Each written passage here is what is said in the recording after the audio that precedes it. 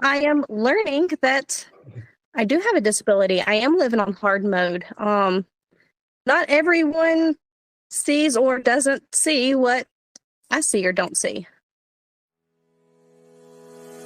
On the 22nd of May, we celebrated an incredible milestone. More than 500,000 people who are blind or have low vision have signed up to Be My Eyes to receive real-time video assistance from over 6.7 million volunteers worldwide.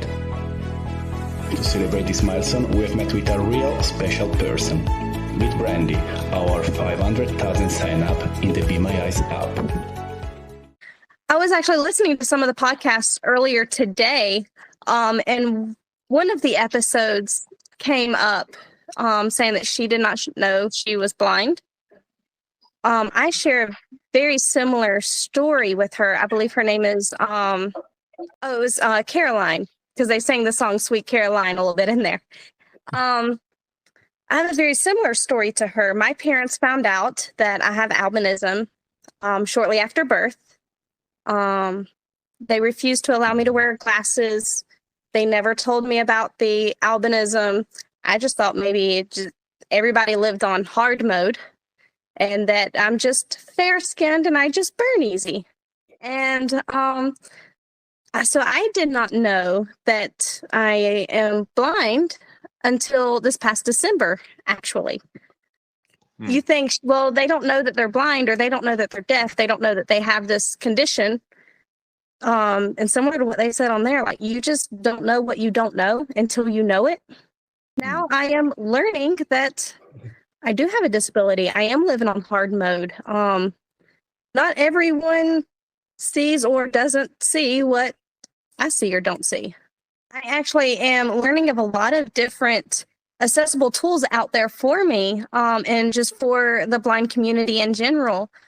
I've never really met many people and never had a connection with really anybody that has been of the blind community. I have some history with the deaf community.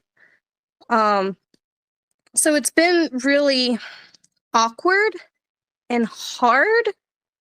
I would be lying if I said that this was all peachy and amazing and, ooh, this is fun. But learning of some of the accessibility tools around that I can not just take advantage of, just because, but things that actually keep me from living on hard mode to like medium mode has been very helpful, even for my mental health too. So like I got a new phone that's like, it's one of the fold ones or the flip. Yeah. One of the fold that folds out almost the size of a tablet. And all the accessibility modes and the magnifying, things on there that I can use, which has been very helpful. I am learning how to use a cane because I have giant blind spots now that affects my peripheral and especially like low peripheral. So learning how to use that I haven't been tripping as much, which is really cool. I'm not as bruised up.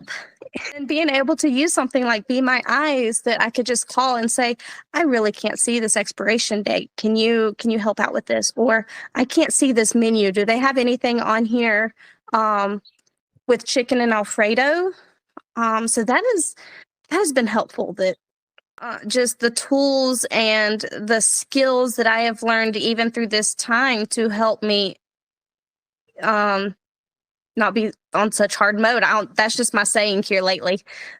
That I am able to help others find ways to make their life less hard as well. Because I'm like, oh, I'm in the trenches with you. I'm having a hard time with dealing with this thing or that thing. And well, there are options out there. Let's figure out what options we can utilize, what things are out there to help us, not with just vision, but with just resources in the community to help with other things too, which has been really amazing for a lot of people in the community. And I know it has really lifted me up.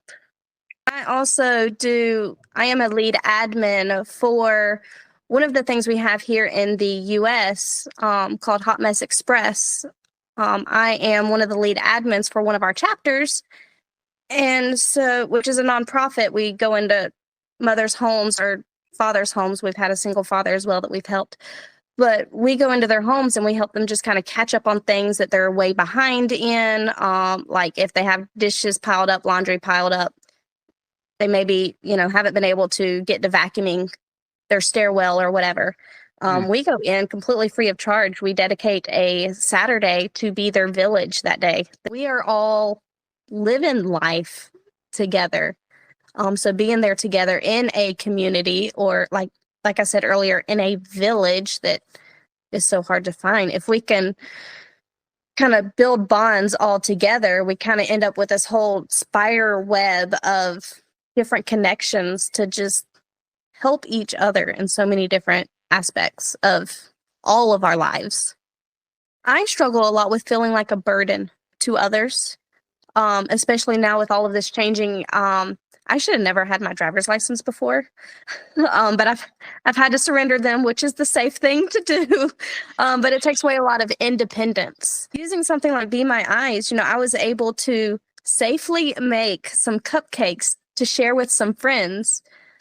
So without burdening or feeling like I'm burdening, a family member or someone in my household, or calling up, someone I do know and then them harassing me about it later on and me feeling like a burden to them. It helps me to have a sense of independence myself, that yes, I needed help, but the volunteer that was on the other side of that phone call did not make me feel like a burden. They were very much, hey, thank you for allowing me to assist you. Like, thank you for pouring into me and allowing me to be there with you for that 2.5-minute phone call that it was. Yeah. Even though temporary connection that I had with another human being that understood that I'm still independent as a thing, but also I am dependent enough to need a little bit of help, and you're able to help me with that. And that makes me feel better that there are things around that can help me. Why not use them and be more successful?